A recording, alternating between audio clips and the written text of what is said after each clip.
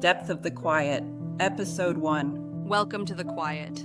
If you found your way here, there's a good chance your life has gone quiet. In a way you never expected. Not a peaceful quiet. Not a quiet you chose, but the kind of quiet that settles in. After conversations stop, after roles shift, After a relationship you once lived inside. becomes distant and unreachable. This channel exists for that quiet. There is a kind of heartbreak that doesn't announce itself to the world. It doesn't come with sympathy cards. It doesn't come with clear language. It doesn't come with permission to grieve openly. Parental estrangement often lives here, in the spaces between what was and what is now. Quiet, unseen, and deeply disorienting. Depth of the quiet is not here to tell you what you did wrong. It's not here to analyze your child, assign blame, or push you toward outcomes you cannot control.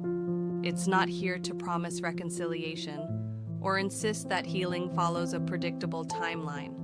This space exists for a different reason. It exists to help you remain steady when your life feels anything but. Many parents arrive here feeling unmoored. You may be asking questions like, how did this happen? When did things change? Why does the past feel unfamiliar now? Who am I if the role I lived inside has shifted? How do I keep loving without losing myself? These questions don't need fixing. They need space. They need gentleness. They need time. Parental estrangement is one of the most misunderstood losses a person can experience. Because the child is still alive, the grief is often dismissed. Because there is no final moment, the loss feels suspended. And because the story is complicated, many parents learn to stay silent, afraid of being misunderstood, judged, or reduced to a single narrative. So the grief goes underground. It becomes private, heavy, lonely. This channel is not about convincing anyone of your truth. It's about helping you stay connected to it. You do not need to prove your love. You do not need to defend your memories. You do not need to justify your pain. You are allowed to hold your experience quietly, without explanation. Here, we will talk gently about things that are rarely spoken out loud. We'll reflect on what it feels like when stories change, on how memory and identity shift over time, on the exhaustion of living child adjacent, close enough to feel the loss, too far to participate. We'll talk about grief that has no ceremony and strength that grows without applause.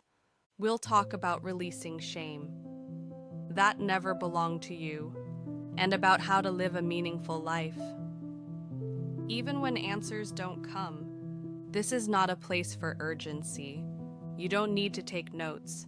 You don't need to reach conclusions. You can listen while walking, while resting, while sitting with a cup of coffee. Let these reflections meet you where you are. If you are newly estranged, everything may feel sharp and destabilizing. If you've been living in the quiet for years, you may feel tired in a way. That's hard to explain. Both places belong here. There is nothing wrong with you for struggling with this.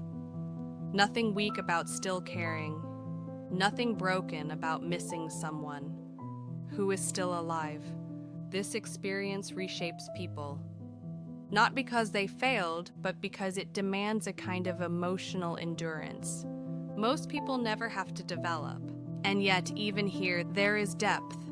Depth of insight, depth of strength, depth of compassion. This quiet may not be what you chose, but there is still a life unfolding inside it. A life that belongs to you. As we move forward together, this channel will offer reflections, not instructions. Understanding, not judgment. Steadiness, not pressure. You are not alone here. You are not invisible, and you are not defined by what changed. This quiet may be part of your story, but it is not the end of it. Welcome to Depth of the Quiet. If this video spoke to you, please like and subscribe to my channel to get this message out to other parents going through this grieving process, often alone. Thank you.